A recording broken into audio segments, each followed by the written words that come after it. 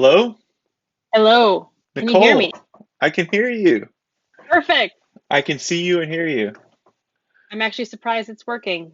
Every time I try to join a meeting with my AirPods or otherwise, it's like no one can hear me, no one can see me. It's always something. Well, that's I spent the 5 minutes before which is why I was a little bit late getting started here. I spent the 5 minutes before trying to figure out how to get all of my stuff to work. Um and I think every episode I've had we start the beginning of it with audio issues. And so this is the first time, like, let's It's keep our meant to be. fingers crossed that I'll knock on wood. we've gotten this working. So, That's good. anyways, um, so thank you so much for joining today. Thank you so much for your time. I really want to talk about how you do dope shit. That's like the Yeah, I greatest don't know thing if you can, ever. hopefully you can see it. I don't know, the way it cuts it off, you might just see the word shit behind me, but it actually says I do dope shit. Yeah, and I love the green. Is that an upgrade? Because you had a different background before. I did. I had my office downstairs and I had like a chalkboard wall behind me, which was Yeah, fun. And then I decided because I'm so sedentary all day long and I moved my office upstairs to the spare bedroom and kind of swapped the rooms so I could use the stairs during the day and not have to, yeah, every time I get up from my chair, my joints are cracking and it's just sure. it wasn't going well over the past year. So I was like, well, I'm moving upstairs. So then I decided to go with this kind of crazy green. Green's my thing, so Yeah, it it's works. cool. It looks very much like the green monster at Fenway Park. It's that It color does a green. little bit now that you say that. And then I'm thinking like, oh gosh, I'm on this green screen thing. Are people going to be taking this and doing some crazy things? But no one has yet, so we'll Yeah. see. Well, nobody's skilled at that kind of stuff. I just to talk through this, I turned off like I had the whole and this will segue right into stuff that you do. So bear with me as I Perfect. go on a little journey.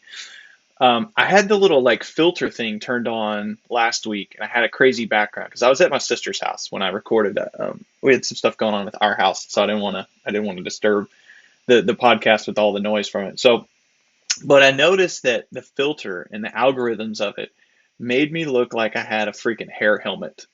Like it was so smooth, Smooth. Yeah. and this, I don't know that I'll let people know this is COVID hair. I have not cut my hair in probably, well, actually, probably I think I had a haircut 2 weeks before COVID, the lockdown started, and I have not cut my hair since. I dig it. Um, I like it. I trimmed my beard because my beard got obnoxiously like homeless man looking long, along with the hair, and I was like, okay, people are gonna start like offering me free lunch when I go play disc golf and stuff. So It's not a so bad well, thing. let me just trim that up. So I trimmed that up. But anyways, point being is that's hard. Like the algorithms for that, and like having computers try to do that kind of stuff. Um, Jumping into the work that you do as a designer, brand work, and things like that. I don't think people have a really good appreciation for how hard of a job that you have as a designer. Um, and so I want to explore that today with you. I want to like get some of the like nitty gritty of like how do you stay energized about working within brand constraints and creating amazing, like, I guess like corporate art is what I'm going to call it, because I feel like it's more than Yeah. just like graphics, but it's art. I mean, you're creating art in a space that has like these insane constraints around it. So it's not like you can just sit down at a blank paper and be like, okay, whatever's in my head's coming out and going on the paper, and I'm going to do this thing or into the computer or whatever. How do you Right. how do you do that? It's funny that many people have asked me that question over. I've been doing this for about nearly 20 years now, and I feel Okay. like I'm pretty rubbish at articulating what exactly goes on inside my head, or anyone's head for that matter that does what we do. Um, I have always said that this job in itself, even if you work for an agency or you're a freelancer, or even if you work for in-house, is like it's almost like one and a half jobs, right? Because you Yeah. have to understand the client. So whether that be the company you work for or whoever you're doing work for as a freelancer or an agency, you have to understand what they do. You You have to start understand their product, understand what they're putting forward. So it's almost like you kind of have to like learn this extra career on the side just so you can get into people's heads and understand what it is they're looking for and what their audience and their demographic is looking for. I've spent most of my career in in-house, not in-house agencies, but in-house teams. Sure. So I worked for Northwestern Mutual. I worked for a bank for 9 years, which was excruciating. You can imagine there's probably not a ton of creative stuff going on within Yeah. a bank. And worse, I was in like a mutual fund industry. So we were creating like fact sheets for mutual fund performance. And it Oh, was wow. like just mind numbing work. But so coming to Mitel was a completely different industry and arena, and much more open to creative ideas. And they had already a good base of things to go off of, right? And they were just kind of coming into their own. They went off a rebrand of themselves, right? In Sure. 2015, I think it was. I came in a few years after that. So, um, and it is tough. We're in the middle of enhancing our brand right now, which has been a little tricky. That a lot of people Yeah. have different ideas of what they want, and I think part of it is not only learning this other industry, right? Because we have design and we have what we know based on that, but then you have to learn about the vast array of products we have at Mitel, Right. right? And what they do and what our customers are looking for, what our partners are looking for. So it's kind of also like a translation thing as well. You have to translate what they want or what you think they're looking for, and also the people within our own company that deal with directly with customers, directly with partners, and seeing all of that out in the field, what they articulate is needed, Yeah. and then what you can pull out of that to translate into your brand. So it's a lot of moving parts. um, I think one thing that always has helped me is to stay creative outside of my normal day-to-day job. And oftentimes I find myself sitting at the computer till late at night, which is probably not that great because again, I'm just sitting here all day to begin with, and then I Yeah. continue sitting here doing other stuff on my own. But I really love what I do. And I Yeah. think the fact that I make it a part of, it's always just been part of who I am. Not really that I make it a part of who I am, but it's just, that's the way I see things in the world in general, right? Like I notice things that probably other people do not notice, Yeah. whether that be just in my environment in general or specific like billboards or advertisements or logos, and Sure. it's just how my brain constantly interprets things. Yeah. So it is difficult to articulate though what it is that you possess in this field or as this type of person that translates into creating these materials. Yeah. It's interesting. It's you talk about that like noticing things. I can remember. So I started my career doing web design, and I don't even like to coin and say that I did graphic design because I wasn't any good at it, but it was enough, in the time of like the early 2000s when I was doing this on my own, designing websites and so forth, where at some point in that process, a switch got clicked in my head where I started to notice things that really annoyed the crap out of me that people were doing that I was like, that's horrible practices, that's horrible design, don't Right. do that, like stop that. And then it made it really hard to like just go through life and just be like, we would drive by a billboard and I would be Yeah. commenting to my wife, like, oh my God, look at that billboard. Like, they used like 6 fonts on that billboard. That's the worst. Like, never do that. And it's Yeah. like those Yeah. little things. She's like, I don't know. I thought it was kind of cool. And I'm like, damn Yes, you. I got it. There's Well, and design that's principles. right. And that's the interesting thing about all of this too, is like, first of all, to your point, as a user, like you have to, you're also a user and a consumer of Sure. these things. Yeah. So when you're trying to design something, especially from like a UI perspective or UX perspective, um, you have to think about like, well, if I was using this site, what would make it easier for me? Or Right. sometimes if I'm just using other sites and I notice like, wow, like this is not user friendly, or they should have done this, or it would have been easier if the CTA was, here on the homepage or in this area. And so you kind of incorporate all of those, your own thoughts of your own experiences into these things, which I think sometimes um, you think everyone does that, but I don't think that they do. And so Yeah. it's like, that's where it's like, well, what am I doing that's any different than anybody else? And it's like, no, I think sometimes people's brains just don't work like that. Yeah. So I think having that experience when you see things differently, and then you're also a user and a consumer, Like you think differently than a lot of people do. And then just like to your wife's point, sometimes you get to the point where you're like, does this matter? Because you Yeah. see a lot of garbage, for lack of a better term, design out there that is still getting business. So when you're trying to, I do freelance on the side as well, and I have for years. So when you're trying to explain to people, like, you know, maybe you should try this, or have you thought about this, using this? And if what they have is working to a point, but you look at it and it's like just against all of the design principles that you know, Yeah. or it's old, or it's like, you know, a trend from 10 years ago, 5 years ago even, Yeah. but it's working. How do you convince these people at the start that, you know, they could amp it up a little bit? Because a lot of times consumers don't often care they don't care about the six fonts, right? So Right. how do you get to people to understand that it's just like you kind of got to do it and go based off performance? And you know, Yeah. you kind of get into like the data thing that we were talking about earlier with understanding people's, like, where they gravitate and what catches Sure. their eye and what engages them. Yeah. It's interesting when you talk about that from an investment perspective, like thinking about, if we walk through a story of like a company starting out or a small business and we go through this, or even a large corporation, people tend to be like, okay, well, I need a logo. Whose kid can make me a logo?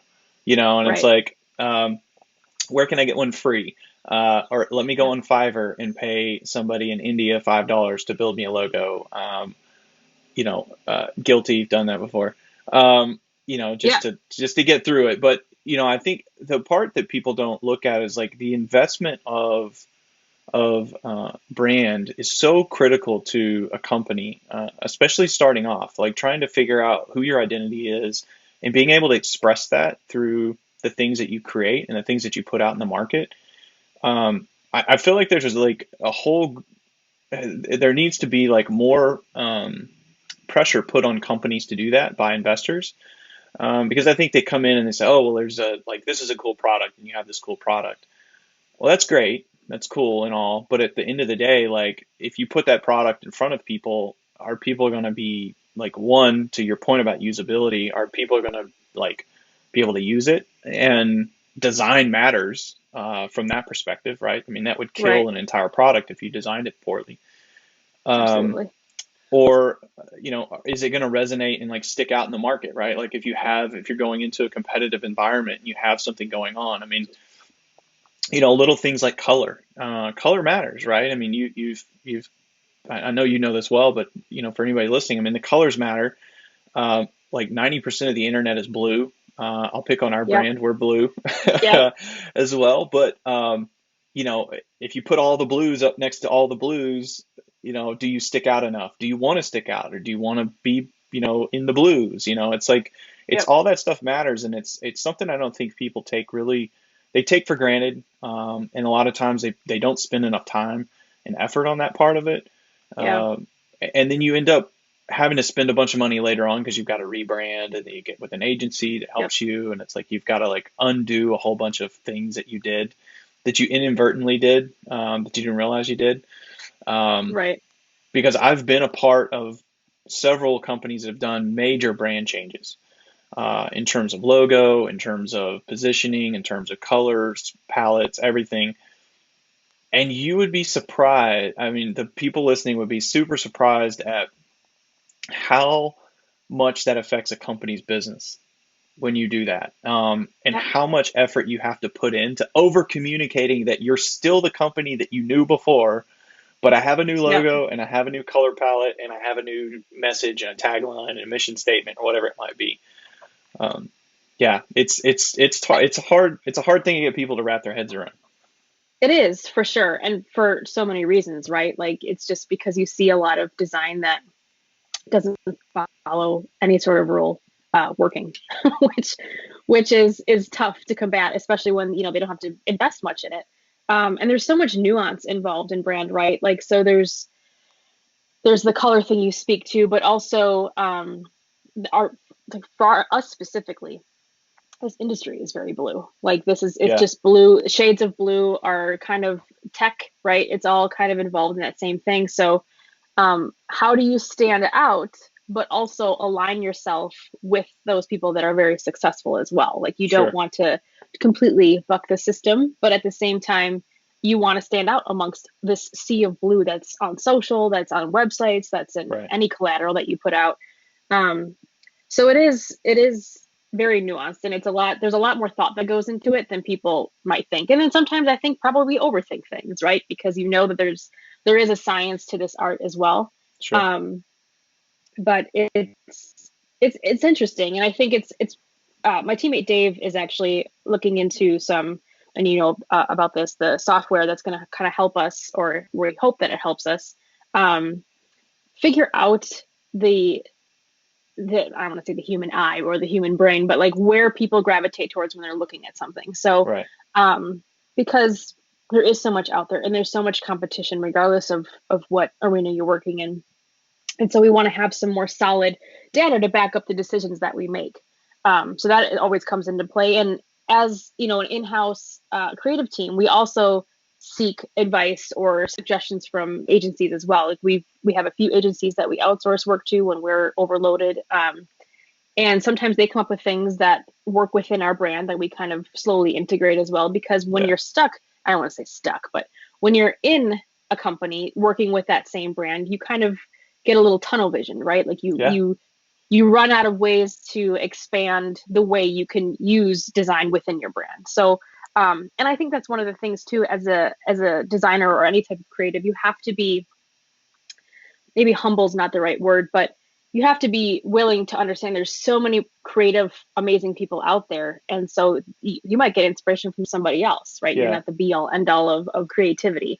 And so you have to set aside egos. And that I've run into that quite a bit throughout my career as well. Just people, because it feels personal, right? Like when you design something, it comes out of your head. It's like it's your baby. So when you get constructive criticism, or when people don't align with it, if your client isn't really like, this isn't speaking to what we need to speak to, it sometimes it feels personal. It hurts because it's Yeah. something that you birthed, you put together. But Yeah.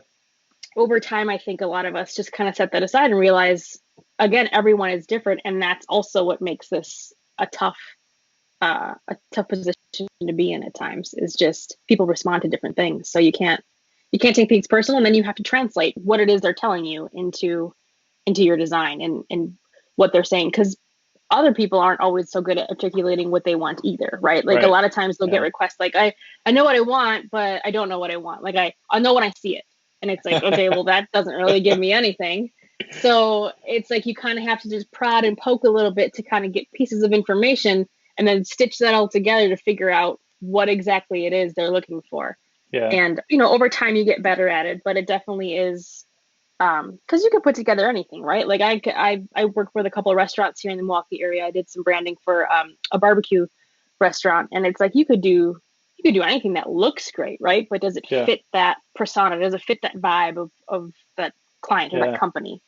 And so it's having that extra little sense, I guess you could say, that helps you when you're creating these things, because Yeah. there might be some people that are very good at the technical aspect of design, but not so good at the human aspect of design. And it's interesting, when I was going to school for this, I was in high school, and my high school actually, fortunately, had like a curriculum of graphic arts and Oh, commercial cool. art. They had like two different classes, and one had computers and one didn't. So I started off literally using like rendering markers and Yeah. drawing all of my ads. We didn't even have computers in this particular class at that Yeah. time. Um, and I discovered that one of the classes I was going to need for my degree was psychology. And I'm like, why do I need psychology for this? And it's so true. It's understanding how people think, how Yeah. people view things, or at least attempting to, or having that other sense in order to put together the best, most meaningful material. Yeah.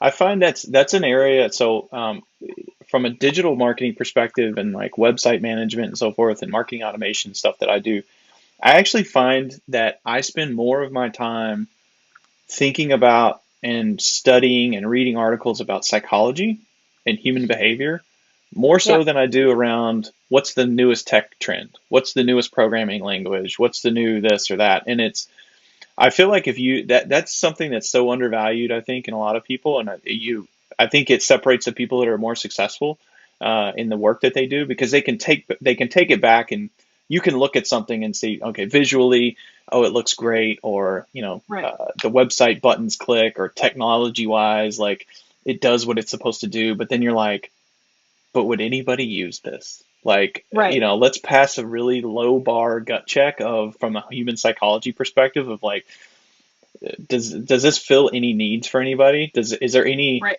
there's a thing we call that's like, is there any there? Meaning like, is I there like it. anything in this thing that anybody wants to use or be a part of or interact with, Right. And um, I think that's a part that we've got to get. I encourage the younger folks that work on my team that are just starting out, and other folks I interact with that are just starting out, and even beyond that, to go into the psychology aspects of it. Start reading these blogs around human behavior, even if it's just in life. Like, how do Right. people walk down the street? Like, which side of the road do people want to, like, which lane do people drive in? Like, what color Yep. cars do people buy? All those kind of things. If you read those studies and see enough of that, you start to see patterns in it where you're like, okay, I can actually apply this to things I'm doing daily Right. throughout the day. So, It's just something as simple as, we read left to right. You know what I'm yeah, saying? Like, it's yeah, just yeah, all these different habits that people pick up, and the fact that people are very different in other yeah, ways, which we've got it was more so the case than, or become more apparent over the past several years than anything I've seen before. So it's just yeah, knowing that you tend to overlook that. You get stuck in your kind of smaller circles, and you just forget that there's this whole other world of people who think like the complete opposite of what you think on yeah, so many things. So it is very, the psychology aspect of it is very interesting, yeah. and it I plays a draw, huge part in this. I draw inspiration. You talk about like just differences in people and so forth, like getting outside of kind of your circle. Um, it's really hard to do right now, obviously, with the COVID stuff going on. It's Yeah. like because you've got a small circle you run with, and you kind of stay within Right. that circle. I've found that like I use vacations as that opportunity for me to get outside of the circle, and not in like the typical way. Like when my family goes on vacations, we don't like there's a main highway that'll take you from point A to point B, and we'll get there fast. But there's also a highway next to it, or not an interstate highway, but like a local highway or local farm road or whatever. And we try to take these different routes, and we try to go to these different restaurants, and we go stop at the different gas stations and things like that, just to start to see like the rest of America, the America that we don't, and the people we don't interact with on a regular basis. And I'm not Yeah. even talking about like you don't even have to go to a foreign country. I mean, here in Texas, Oh yeah. take the county road instead of the highway. You're going to see a different world. Yep. Sometimes it's not the world you want to see, but it's a world that's there, and you see, you get to interact with different people and get Right. those experiences of, and I draw on a lot of that kind of stuff to say, okay, there, if nothing else, people are different, and there's enough difference in everybody going on that like I need to start thinking outside of my clique, of my group of people, Right. the people I just work with on my team, and trying to draw experiences from other places, and like consciously go out of my way to go and get these experiences in other places. Um, and as simple as just going to other websites, it's like we tend to within industries, and I've worked in telecom industry, and I've worked in the healthcare industry. We tend to, and I know this is across every industry, we tend to go and say, well, what is our competitor doing in our industry? From a design or whatever it might be, any kind of marketing perspective. And I'm like, that's cool. You should know that. But let's go to the other industries that don't have anything Hmm. to do with us. Let's go look at what they're doing, and let's see how they're talking to people. And let's see if there's anything we can learn Yep. from that to pull back into ours. Because to your point earlier, if if we're all blue, and we're all saying the same thing, it's like, how do you stick out, and how do you Right. not, like, how do you have a differentiator amongst a bunch of groups of people that are just like all doing exactly the same thing? Right. And how do you do it without then turning people off, right? Yeah, Or making them think that you're not what they're looking for. So, um, I love that travel vacation story. That's amazing, and I feel like more people should do that as well, because I've never been one to really separate necessarily my career or my work with my personal life, yeah, which I guess could be to my detriment at times. But as a whole, like I apply the same thought processes at work and Sure. what I do creatively with life in general. And I think, we'd all be better off if we just took a different road instead of Yeah. the same one we always take, just to experience something else. Because even if it's something that's, like, to your point, not for you or not something that you Yeah. want to, immerse yourself in or spend a lot of time in, at least you have that perspective. Yeah. So Now you there's know. always this. It's just it makes a world of difference in so many things, Yeah. and so that's really cool. We it's a funny story that you say that, actually, because we had just gone to Florida for a spring break 2 week vacation type thing, and we drove down there because we're not comfortable flying yet, and Yeah. at that point we hadn't been vaccinated, so we were just like, let's just drive. It's easy enough. We'll make a couple stops because there's a couple good places to go along the way. Sure. And on the way home, we ended up, I inadvertently selected some path on my maps that took us through, like, and it was night at this point. I don't like driving at night. I'm getting old, so it's very hard for me to, like, lights, or you know what I mean? Like, if Yeah. it's very dark and then there's bright lights, like my eyes don't adjust as quickly and I'm like, what's happening? Yeah. Um, but it took us through, like, the last about half hour through the mountains in Tennessee, but through like these really tiny towns. Yeah. And so I I wasn't super excited about it, but it was super interesting because it's pitch black. We're Yeah. driving through these windy roads that I've never driven through before. There's all these tiny, like, churches on every corner. I kind of felt like I was driving through a horror movie, to be honest.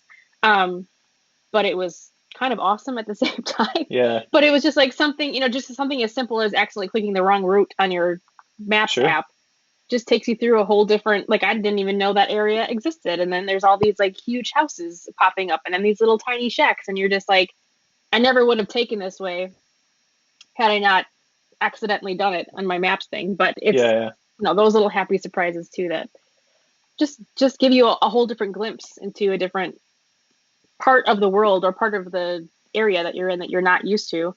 Yeah. And again, all of that contributes to inspiration. Like, there could have been something random, like an old billboard that I saw on that route. And in fact, there actually was on the way when we were in Florida, that we passed on the way to going to the beach on the Atlantic side. But there's just stuff that pops up everywhere. And I'll often say things, and like you said with your wife, like, oh, I didn't even notice that. People that I'm with, I never would have looked at that. And it's just Yeah. like, huh, I guess that's what makes my brain a bit different than yours. Yeah. Um, but it is interesting. Yeah. It helps you, I think, in those instances, like especially when you get into like the back road stuff. It helps me frame my mind around the fact that not everybody's where I'm at in life, in terms of like progression, in terms of like movement forward. So, when you drive through some of those old towns, you'll see like a McDonald's ad and a billboard from like the late 90s. And it's still Yep. there because, McDonald's paid for it and it's just up there, or the company went out of business and it's Yep. just there, it's all rotted away or whatever. But you start to think about it and you're like, okay, that's the brand message that everyone in this community sees about McDonald's. They don't see like the current McDonald's stuff. They're Right. not exposed to those ads. Um, and I start to think about that with a lot of other stuff, especially when you get in the tech industry and the type of industry we're in, is like there are people that are still experiencing brand moments and still experiencing things from 10, 15, 20 years ago in some cases.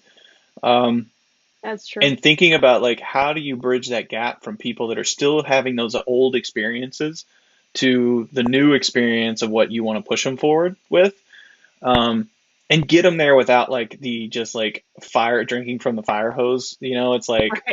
Right. like in your face, here we go, we've got this new thing. I think these like incremental like jumps of trying to get people moved forward is it's something that I don't think people think about too much from a brand perspective. I mean, I only notice it because of the back road stuff that I do, but I think even outside of that, just like within our industry, it's like, when you look across and say, okay, who are the other people that are in our space, and what other brands are they interacting with? If all those other brands are like living in the 80s, and all of a sudden you come in with like 2021 brand, you might scare them, you know? Right.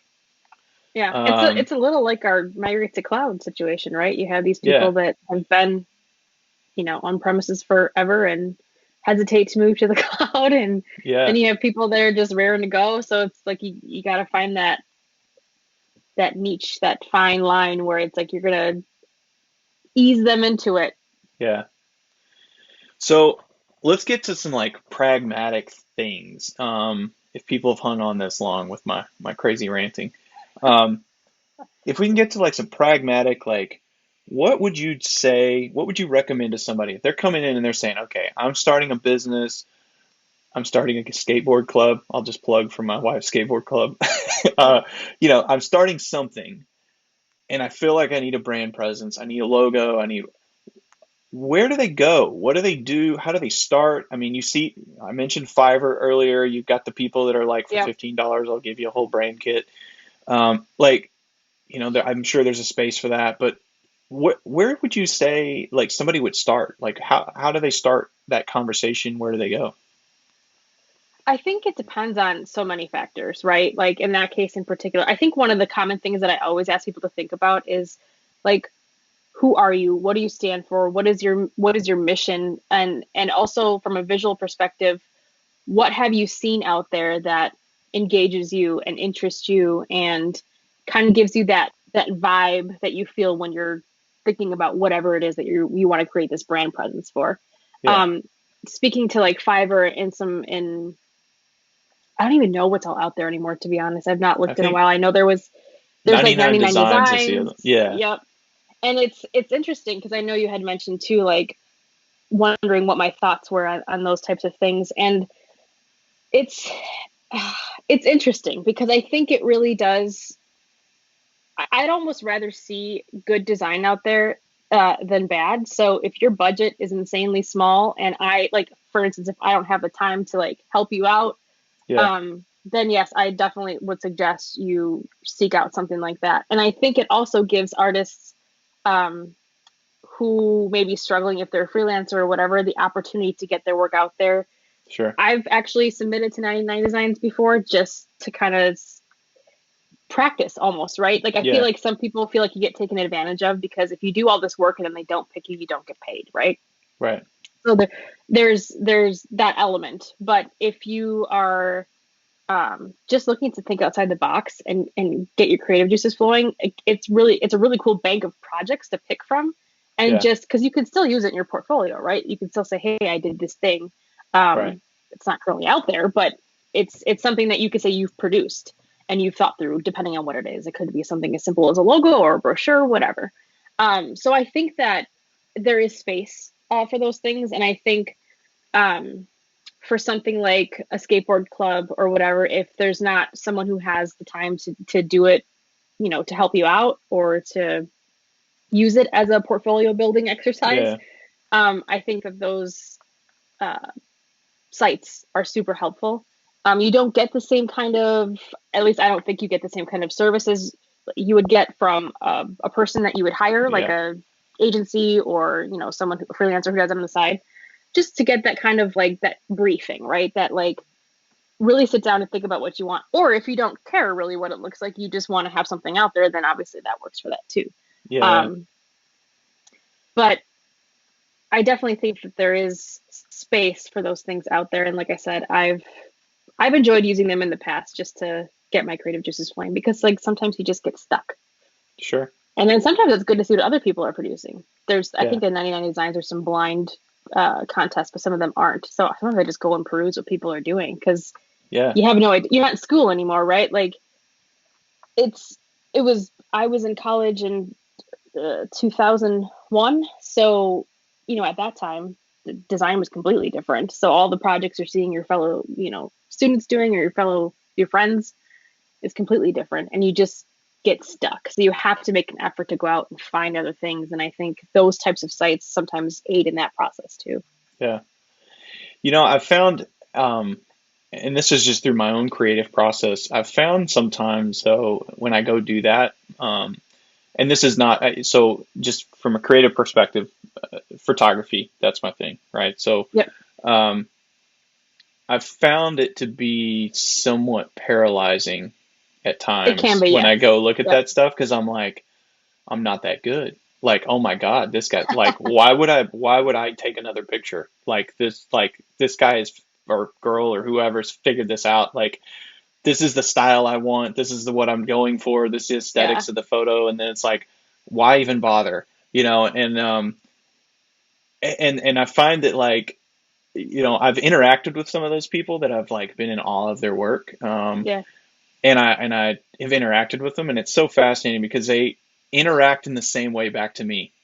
And they're like, "Oh my God, like this Right. picture you took is amazing. I love that. Like I've like been trying to get to this. I've been trying to do this." Or like when I do one of my crazy cameras that I go, my old cameras, and I run some Yeah. film through it and do all that stuff. They're like, I get feedback from people that are just like, "Oh my God, I didn't even think to try that." Like, and I'm like, I'm in awe of them and their work. And then when you actually interact with them, they're getting back to you going like, "Oh my God, like I got so much inspiration from this thing you did." And so, Yeah. point being, I think there's a lot of folks out there from a designer perspective that just to open up their eyes and just be like, you know what, don't let that stuff paralyze you. Like, you're probably better than you think you are.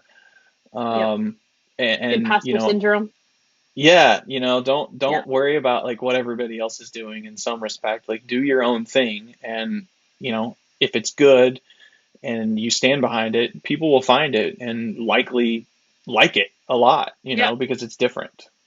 I totally agree. And I think I'm also into photography a little bit, mostly just digital stuff, and have been for quite some time. I think it just comes along with, the brain that I Sure. have, right? The creative side of things. But I have always thought the same thing too, where it's like you got to get paralyzed. You see other people's stuff, and you're like, wow, like I never thought to do that. But it really does happen in reverse as well. Like people that you'll speak to or people that you show stuff to.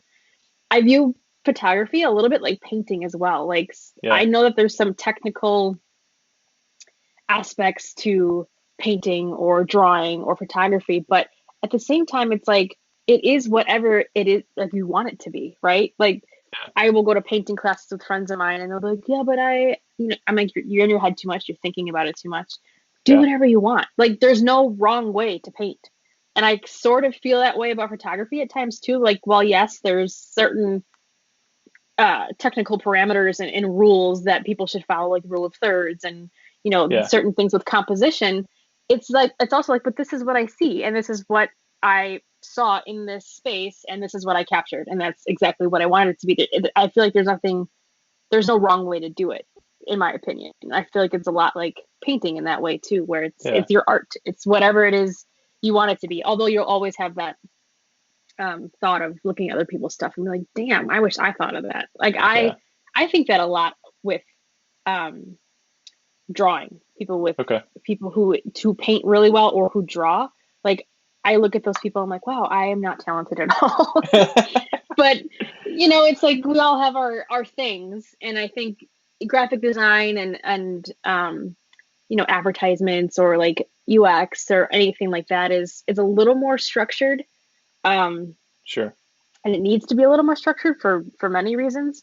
So I think that there is maybe not a right and a wrong, but there's a preferred and not preferred way to Yeah. do things at times. But photography and painting is just like it's all you, it's all yours, it's all Yeah. whatever you want to put out there, right? I mean, Yeah. unless you're doing like food photography and you totally botch that. I think that there's probably some more strict rules around that to make things look appetizing and whatever. But Sure. um, as a whole, I think I love photography, and I've seen some of the stuff you posted, and it's awesome. And just your knowledge of like these actual, when I say actual cameras, I mean cameras that have like all these different moving parts and film. And Yeah. I've never shot other than like an Advantix camera from back in the day or Sure. standard roll of film camera. I've never played around with some of these more intricate cameras and different ways of different types of film. And a friend of mine that I went to high school with is actually the new Ansel Adams, as you say. He's the parks and national parks and whatever, like by the Oh, government wow. photographer, whatever Yeah. that official position is. He got it Okay. several years ago. And the stuff that he puts out and the equipment that he uses, I'm just like, Yeah. I have no idea where to begin with that type of stuff. Yeah. So I think it's super impressive, the stuff that you do. Yeah. Thank you. It means a lot coming from you. Yeah. It's interesting that, like, when you start talking about like the rules and rules of thirds and things like that from a design perspective, like even so into photography stuff, you get that stuff so ingrained in your head that like there's rules and that you have Yeah. to be creative in a certain way that there's times where like I have to go, I do these exercises when I start to feel like I'm in a rut, like creatively, where I go through these exercises where I intentionally break the rule. And Yep. I now create, it's funny because I like take these rules and I replace them with new rules, um, where I'm like, okay, Who needs rules? rule of third, we're not going to worry about that. I'm going to crop things weird. I'm going to shoot things weird. I'm going to like do the wrong exposures. I'm going to set things the wrong way. I'm going to use the wrong lens in the wrong situation. Like I'm going to do all these things. But I think when you do that, like you create these new artificial barriers for yourself. It forces your brain to think differently, and like you start to force different creativity. Um, and then I think Yeah. you can draw a lot of that back into like into the old school rules that you have to live by. And so, I think when you get in these, when you talk about like ruts and stuff, I mean, people get into these design ruts with a lot of stuff that we're doing. And I think that's where we see a lot of brands today is like with the blue. We'll pick on blue Yep. again. It's like they get into this rut of like, well, we're in this space, we're in this industry, like this is what we do. And it's like, okay, well, let's take those rules and let's do the opposite of those rules for a little bit and let's get crazy and let's see what that feels like. And it's going to feel weird and it's going to look weird. But then when we go back to the rules, we're going to have like brought some new inspiration back into it. Right. Yep. I totally agree. It's yeah, it all just comes I think you have to just step outside of that. And I think to your point earlier was interesting where we kind of always research people within our space and within our industry. And why? Like we might not be able to apply some of those same things that other industries are doing, but we can take it and fit it and mold it within our brand to kind of bring some fresh new perspective into it. And I think that's a Yeah. super great. I personally haven't even thought about that in a while, actually, to be honest. Like it's all been like, hey, what's 8x8 doing? Hey, what's Ring doing? Hey, what's Yeah. all that kind of stuff. So just everyone that's in our space, what are they up to? What's different? What's new? And to be honest, we're all doing pretty much the same stuff. Like Yeah. just because it is what it is. Yeah. So, we've been working hard to try to figure out how to bend those rules. Yeah. So let's talk about that a little bit, like the bending the rules or the rebranding. Like, what does a process look like for that? When you guys you have a design language and a brand, what is it that how do you approach like, hey, we want to freshen this up? I mean, is that like the question you ask and you bring in some agencies, or do you have to like go, is there like a specific process that you go through? That's an interesting question, actually. This is the first like I don't even want to call this like a rebrand because it's not a rebrand. We're just trying to introduce some like new Sure. elements and refresh some things because what we've been using has we've been using for the past several years. Right.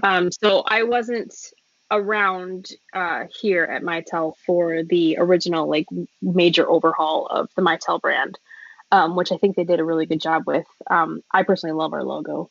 Yeah. Um, and I think it lends itself well to a lot of different designs and applications, and I've always liked it. Plus, it kind of looks like a bow tie, which I know they don't like to say, Yeah. but I like to wear bow ties. So it's like one of these days I'm still going to make a connector bow tie. Yeah. Um, we can go back to events again, which who knows when that'll be, hopefully soon. Hopefully Um, soon. but it's a learning process, I think, for us right now, right? Yeah. Like it is asking a lot of those questions. It's kind of doing what I said we're doing with Dave earlier, which is kind of testing out, doing some A/B testing with stuff that we think of. We do talk to other agencies and try to get some of their fresh ideas. We've had some stuff come back that's pretty out there, Yeah. but then we take that and kind of take the essence of it, I guess, essentially, and put it Sure. into what we think works. Um, and so it's been fun, but it's also been difficult because of how busy we are. So it's kind of been on Yeah. the back burner. So we kind of keep poking at it whenever we get the chance. And I think hopefully now we're in a space where we can devote a lot more time to it. But more to come on that because Yeah. it's still in its infancy. But it really is just kind of taking what we already know about our brand and what's working, and then getting advice or getting some ideas from other agencies and stuff that we give to them Yeah. to help produce, and then trying to figure out the data behind some things, because we could say till we're blue in the face, well, this works, and people ask why, and we don't have a reason other than that. Well, this is what we do, and this is what we're good at, so just Yeah. listen to us, right? Like, Yeah. so I think there's definitely at this point, because there's so much out there, you can't just rely on things that you think would, look cool or Right. would work. I think you have to have something to substantiate it behind it that's measurable. Otherwise, you're just throw stuff out there to see what will stick. And sometimes that works too, to be honest. Yeah. So, um, Kind of depends on what the budget is. right, right. Yeah. I mean, Um, I've been through multi-million dollar rebranding exercises, and it's crazy the amount of like focus group work that they can do, surveys they can do, and tests that you can actually do if you have the money to go right, through the right. process of rebranding something to get exactly what you want to resonate with your exact audience. Right. It feels a little hokey, and like it feels a little like voodoo science while it's happening, but Yeah. it's amazing to actually like see it go through the process of like all of the things that somebody can do if you have an unlimited budget to rebrand, and then come back and then apply that brand and see how much it has affected positively your business. Yeah. It's crazy to see that. Yeah. I think, yeah, maybe someday I'll be involved in something like that. That would be awesome. Maybe I should do it myself. My own personal brand. Yeah, But yeah, I mean, it's just for us, I think it's obviously we're not changing the logo, we're not changing, the primary colors of the logo or right, anything right. that's totally going to reintroduce ourselves into the space. We just want to make sure that we're aligned with um what people are looking for in our Sure. space, like, and connecting with, especially um with our competitors, right? Right. And trying to stand out and doing the best we can to do that. And it's Yeah. more of, I keep saying it's more of just a refresh, but there are some ways we want to push the design envelope a little bit within the brand that we currently have. So Yeah. I'm excited for it. We've been talking about it for quite some time now. And Dave and I and now Holly as well have been talking about all these different things, and it's just um, I think at one point Katie had coined the term the safe zone of dangerous thinking, which Yeah. people seem to really like. I think Ryan at one point had articulated that, but that's kind of where we're at, right? Like, we just have Yeah. these meetings and throw at anything that Sure. you've seen or that you think, or even I if it's love it. something that's totally out there, um, just put it out there. Even if you think it's weird or Yeah. it's not gonna be something that we can use, we could pull from it Right.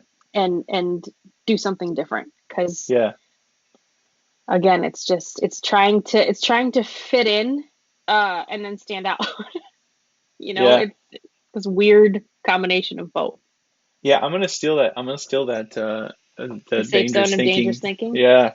Yeah. It's something we do. It's something I do within my tech team, and as we're looking at designing, the web and marketing automations and all kinds of stuff, is to really go into that motion of like literally say anything, even if it's Yeah. it's going to be wrong.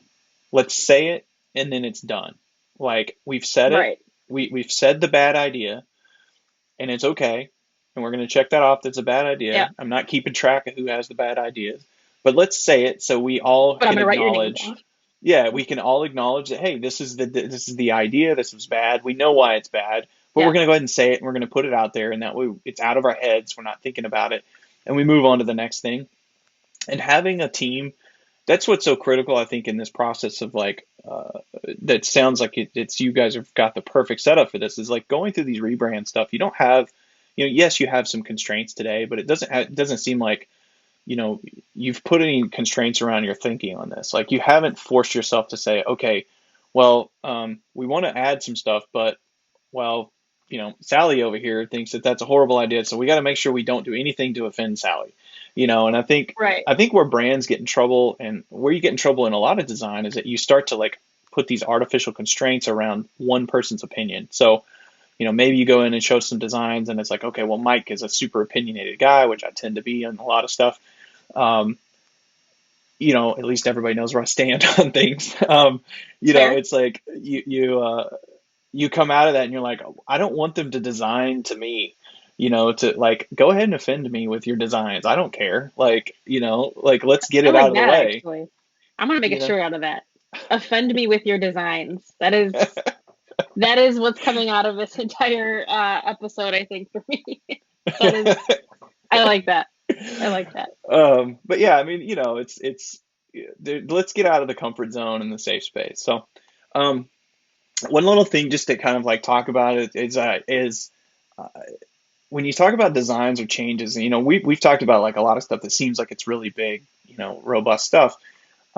Chili's restaurant. I don't. Hopefully, you do you guys have Chili's restaurants up there in Milwaukee? We do. Yep. Okay. Yep. So one of my college professors back in the late '90s when I went to school, I graduated in 2000 from college.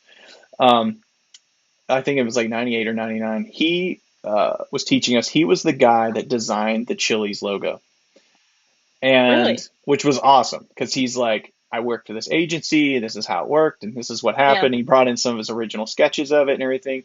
That's And I was awesome. like, this is amazing. And he's like, yeah, this, set my career basically once I landed that design. And so it was a logo design class, and we were using like Photoshop 1, like the very first version of Photoshop. Yep. Everything was like the pinwheel of death. Every time you changed the Uh-huh. color, it would like sit and Yep. spin. And I was like, can we just use markers?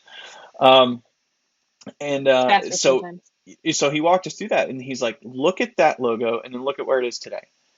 And he's like, nothing else about their brand has changed. Their colors have stayed the same. Their low, everything about like what they stand for as a company. All they do is they keep changing the shape of the chili pepper.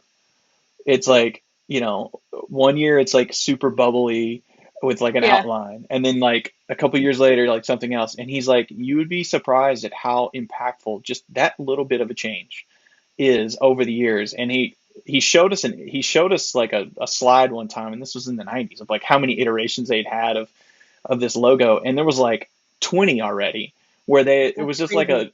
it was like, here's version one, and then here's all the versions that they've had in market, and they just keep Yeah. making these small tweaks to it. But every time they do that, then they put out a new menu, and they refresh the signs on the outside of the building, and they do things that are like visually like, oh, something, calling people's attention to like something's new about this company. It's not like they didn't change their colors from red and green to like blue and purple. It was like Right. all they did was change, they put a brand new sign with a different shaped chili pepper on it on the front of their Yep. building, but then it made people driving by going, "Oh, something's new. Like something cool happened here, or something's refreshed or Yep. new, and let's go to Chili's. I haven't been to Chili. I haven't had a Chili's margarita in a while, or hamburger or Yeah, that's whatever it super is they have interesting. there." Um, I but yeah, I never, think yeah, I never thought about that, I guess. I mean, I never probably noticed it. We don't have a ton of chilies around here, but yeah, um, yeah, it is interesting how the smallest things can make a huge impact. yeah. So I need to be aware of time because time is our most precious commodity, and I don't want to take up too much of your time. I appreciate everything you've done and so far in talking with me. This is so amazing. Um, last little things that I'd like, last couple of questions that I got to ask Okay. from a stress perspective. What do you do? Because it's super important to me from a mental health perspective to making sure that I stay mentally healthy and my people Yep. that I interact with are. What do you do to refresh your brain and like step away from work and go do fun stuff? I eat. No. That's awesome. Probably along with the rest of the country. No, I do eat a lot. I enjoy food immensely, and we have a lot of good restaurants in Milwaukee. But that's it's a tough question. I like to paint, so I do Okay. that. I know Hal had expressed too. I saw in your episode with Hal about how he figured out he needed to get away from his computer to feel like he was recharging Yeah. himself. And so I think I mentioned earlier in this episode too in our chat that I tend to sit at the computer for very long periods periods of time because Yeah. I love doing what I do, and I'm constantly just in that space of like designing things or making something better or tweaking something, or something popped up in my head and I am tweaking it, or I have to put it out on paper, and by paper I mean the screen. Yeah. Um, but yeah, it's we have a place in Door County which is north of here, so I like to get outside. Yeah. I would never say that like, hey, I'm a big hiker or I love, skiing or being outdoorsy, but I love being in nature.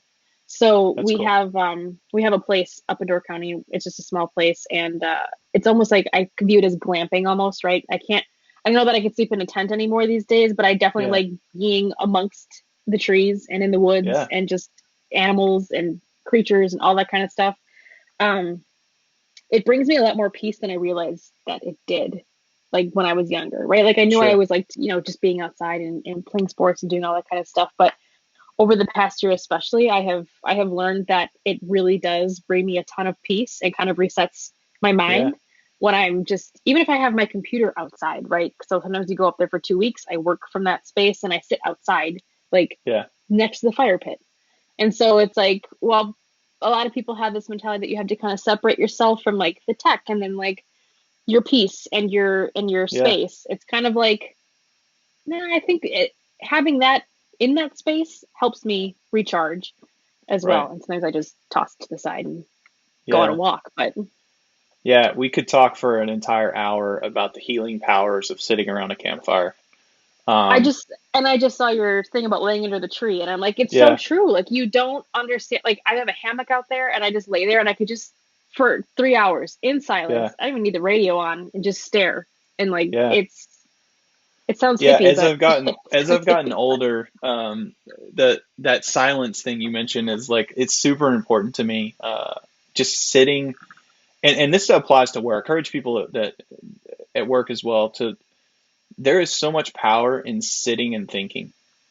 And that's work. Like, it's work to do yeah, that, and it's a value to me because when you come out of that, you typically are just like, oh, I've got, now I can do something. Like when you're sitting in front of your computer, there's always like, and this has been going on constantly since I started recording, is like notifications, alerts, emails, this, my yeah, phone's right, buzzing, my Apple Watch is telling me I need to stand up, like I need to go yeah, run or whatever, right? It's like remind, and right, so there's always this constant stuff going on, and so your brain is just like switching between all these things. And I think that moments like you're talking about, like just sitting outside, even if it's working, but sitting outside where you're like introducing, just nature, like yep. birds chirping, a squirrel doing something, whatever, bears walking around in the woods. I don't know how far out in the country you go, Yeah, but I there's think always some all here those or there. things, I think all those things of just like being able to shut your brain down and just sit and think about stuff.